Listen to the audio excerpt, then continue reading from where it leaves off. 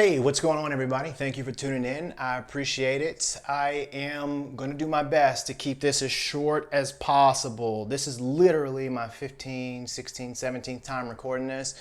I cannot fit all the information in here that I need to, and that may be a good thing because I don't want to get censored on this video. We'll save it for the next couple that come out. So please, I'm going to give you 3 reasons why you need not worry during this scamdemic. That's right, I didn't say pandemic. Number 1, okay, the bodies that we have right now do not, I repeat, do not justify the current measures that are being taken. And that's why you've got some governors who are saying, I want to open up sooner. I want to open up sooner. Okay, so I'm going to pull up the CDC's website. These are official numbers, and we're going to look at them together. Okay, fair enough? All right, so here we go. Right here it says that you've got 33,513 as of April 29th, 2020. This is from February until present day.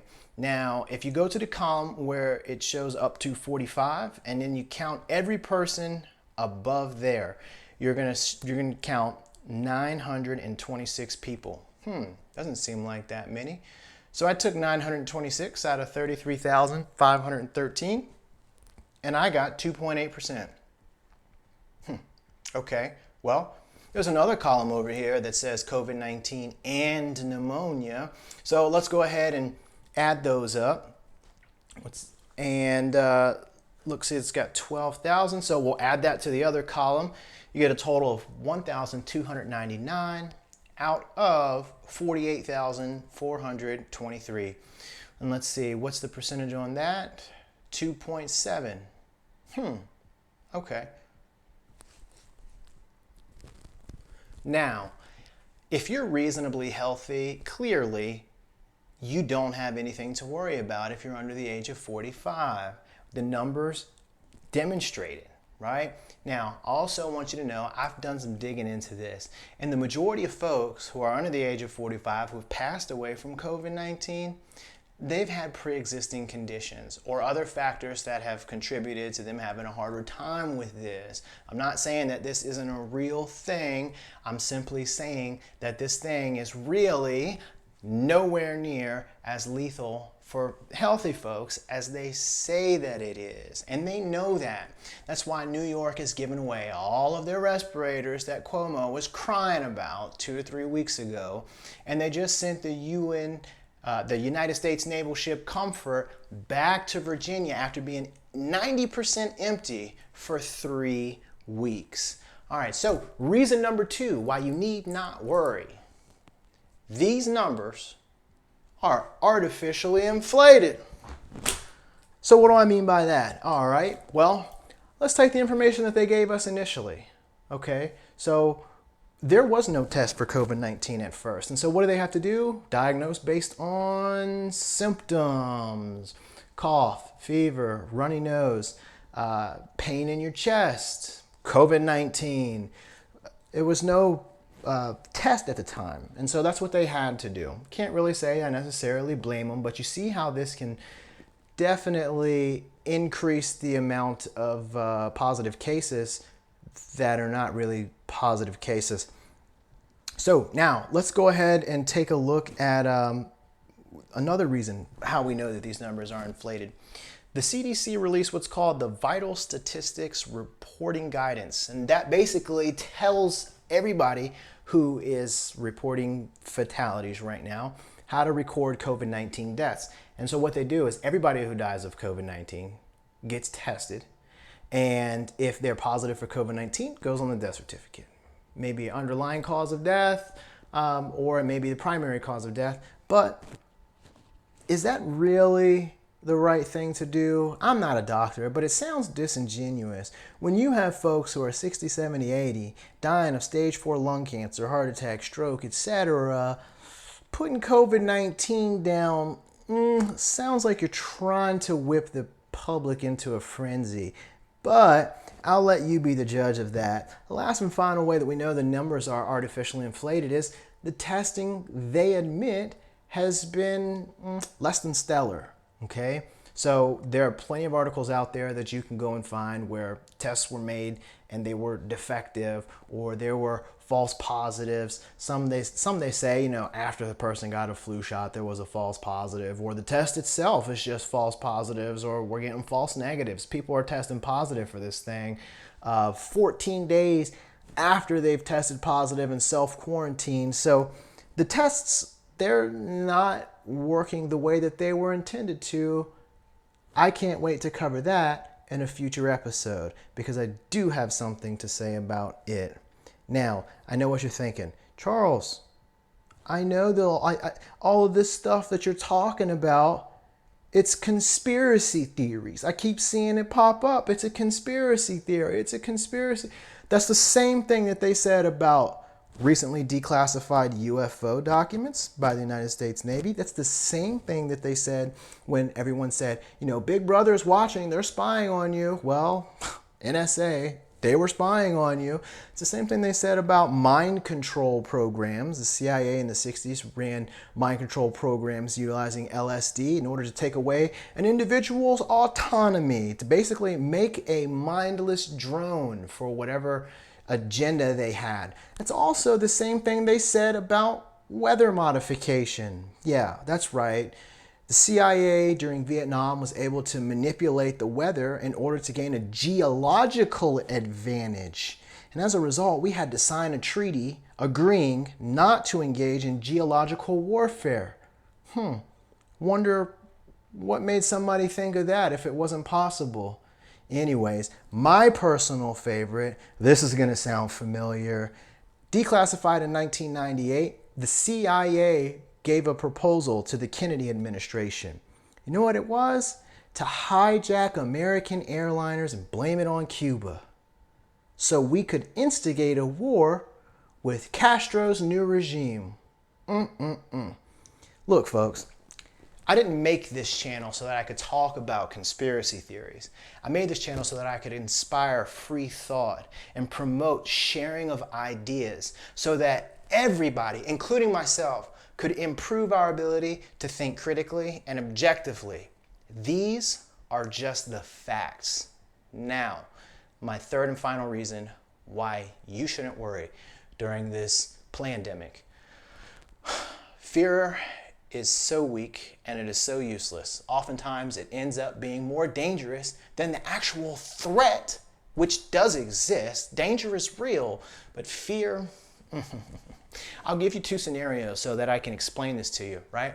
Person A goes to sleep. They wake up at 2 o'clock in the morning because of a loud thump they hear downstairs. He reaches into his nightstand, takes a defensive position in the corner of the room, calls 911, and trains his weapon on the door.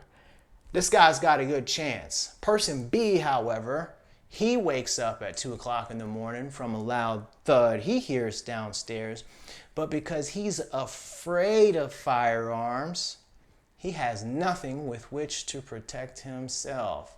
So what does he do? Call 911? Absolutely not. He's afraid that the intruder will hear him. The intruder can be there in 5 seconds. It's going to take the police at least 5 to 10 minutes. So he hides. He waits. Paralyzed by fear, he stays in his bed, hoping the intruder will leave. And only when that intruder is beating down his door does he realize he made the wrong decision. Please, people, let go of your fear. Fear is going to blind you to what's really happening around you. And so I want to point out some things that are really happening around you, just in case you haven't noticed. No offense. They got me when this thing first started happening as well. I'll admit it, my ego's not too big. Anyways, our right to free speech is under heavy assault. Look, I don't know if you've noticed, but I certainly have. If you publish anything on YouTube or Facebook that is not supported by the official narrative, down it comes, or you get demonetized or whatever. I'd hate to see the next level of punishment. But the censorship right now is crazy. And the thing is, I thought that we lived in a nation of laws and no business, public or private, could violate any of my rights, right? So that's just like a couple who wants to go to a cake store and get a cake, if you know what I'm talking about, not just any couple, but they want to go to a cake store and get a cake, and the cake store says, no, we're not going to serve you because we don't believe in... No, you can't do that. You're violating my rights. So I don't see how these big platforms, YouTube and Facebook, are allowed to violate my freedom of speech. And it's happening for private individuals, and it's happening for private journalists. Now, another part of the First Amendment that's getting violated right now, hardcore, is freedom of assembly. Look, I was at the rally in January at our Capitol steps here in Virginia, along with 30,000 other people protesting the bills that had been put forth, most of which, during the time that we've been locked down, have been signed into law. Is that a coincidence? I don't think so, but I don't really know either. Anyways, the Eighth Amendment, right? That is protection against cruel and unusual punishment. Did you guys see the paddleboarder who got arrested? It's crazy, right? He was like a mile away from anybody. He was the most socially distant person in the whole state. I guarantee you that. And they took a patrol boat out there to get him and arrest him for paddleboarding.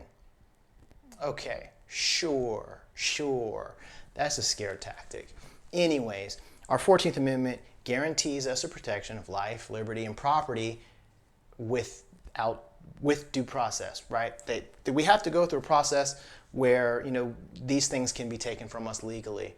But I don't remember going to court and having decided that I'm not allowed to be free and leave my house. I have to be a victim of house arrest. I can't go out and earn a living in order to pay for the property. So you're indirectly affecting my ability to own property, because now it may get repossessed or foreclosed on, if you catch my drift. Ultimately, what the government is saying is that you're too stupid to know what to do in order to protect yourself and stay safe during this crisis. Okay, well, now we come to the most important one of all, because it guarantees the rest of them. And I know some of you may feel a little differently about this than I do, but you know what? It doesn't matter, because it's in black and white. A right that we all have, okay? And it shall not be infringed. Well, here's an example of infringement. The mayor in Jackson, Mississippi, he actually banned open carry in a city illegally.